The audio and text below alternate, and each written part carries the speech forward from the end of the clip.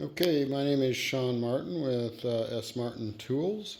I'm going to give you a really quick run through of the basic operation of a CNC Edge Bender and kind of everything that comes with it. So what you're seeing here on the bench is what you would get. You've got a laptop on the left and then the entire bender on the right. This bender has basically what we would call a bender cartridge. You'll see 4 bolts here.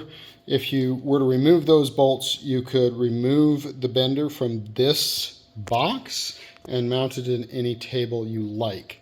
It's intended to be kind of modular. Even if you wanted to, you could put this box below it and have really a minimal sort of changeover. So it's very, very easy to put this anywhere you want, whether it remains in this configuration or you configure it some other way. Now you've got the bender cartridge there, you've got a power supply here, obviously that has to be turned on. You've got an X Pro V5 controller here. This controller is kind of cool. It's an all open source tech, so it's going to be something you can easily get tech support on. It also will run on multiple G-code sender programs, as well as you can run it from it runs from USB, you can run it from Wi-Fi or Bluetooth. I'm not going to get into that anymore, but that is possible. Now, if you come over here to our laptop that will be included, you're going to find that there are likely 3 pieces of software. First, you've got LibreCAD, which is a free CAD program, and I'll show you what we need to do in that in a second. Your Edge Bender to G-code software, and then the control software for the CNC. So first thing we'll do is let's have a look at what I have up in LibreCAD. This is a ski shape sent to us by a client. They wanted to know whether or not we could bend it. It was sent in a DXF format.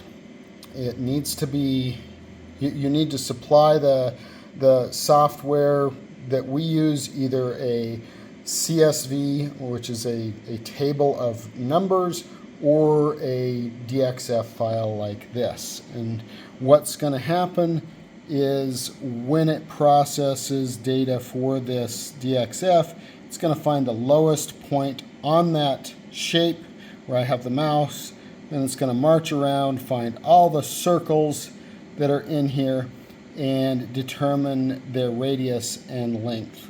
And that's how it's going to process your file into G-code. So let's just see what happens when we open this in our processor. So let's close that out.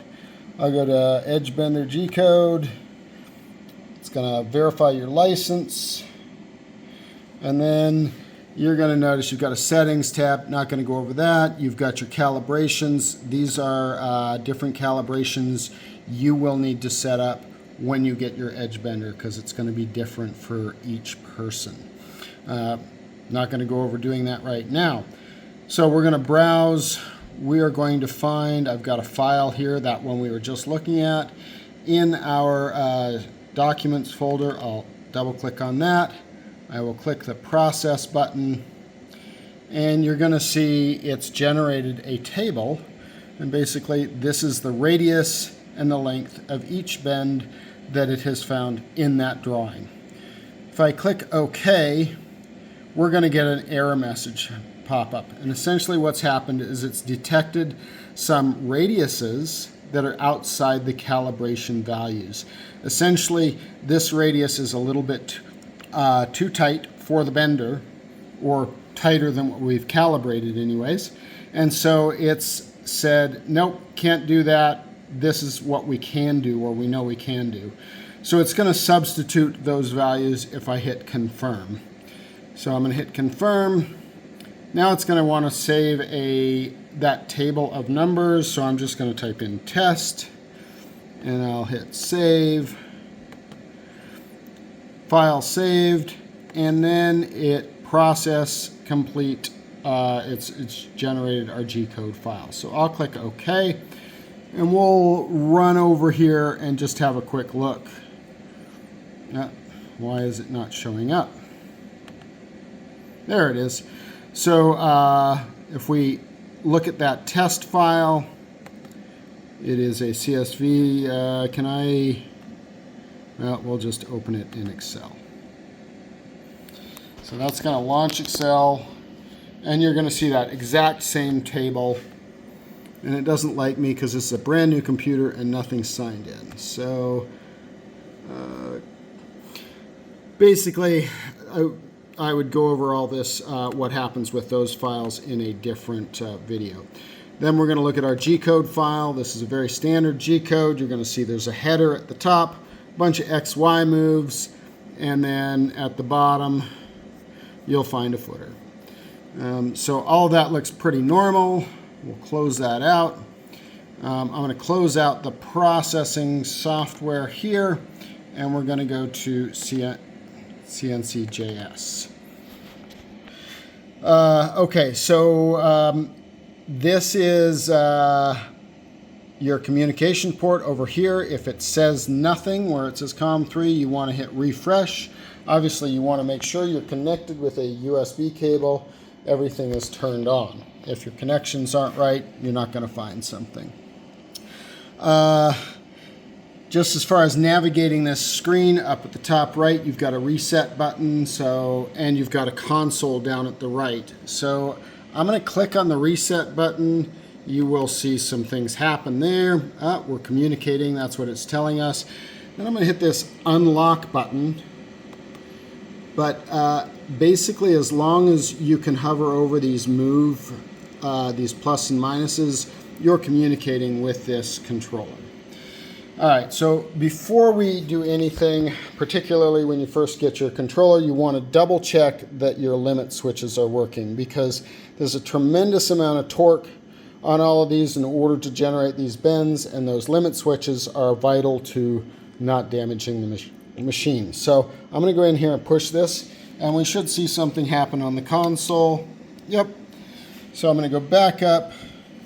So that switch is working. I'm going to hit reset and unlock again, and everything unlocked. Then I'm going to come over, I'm going to double check this reset button, and we'll see it did something there as well. So both buttons are functioning. I'm going to hit reset and unlock again.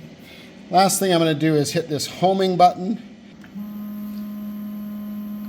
Comes in, contacts the limit switch, and we're all homed. Last thing we're going to do is click on this upload G-code. We'll browse. Oops, I think I'm doing the wrong thing. I need to click that. And we've got this G-code file right here that we created earlier. You can see you've got moves in the X, which is your feed direction, and these little spikes are moves in the Y, which control the bend radius. So basically you can think of the X-axis as the length of the edge, and the Y as the radius of each bend it is making. So then I'm going to hit play, and you will see the machine begin to move through what it needs to do to bend your edge. And I'm probably going to turn off recording right there, as we're almost 10 minutes. But that's a real quick overview of how the machine works, and what you need, or what you can expect the very first time you turn it on. It should come to you completely ready to go, just as this one is, and run right out of the box.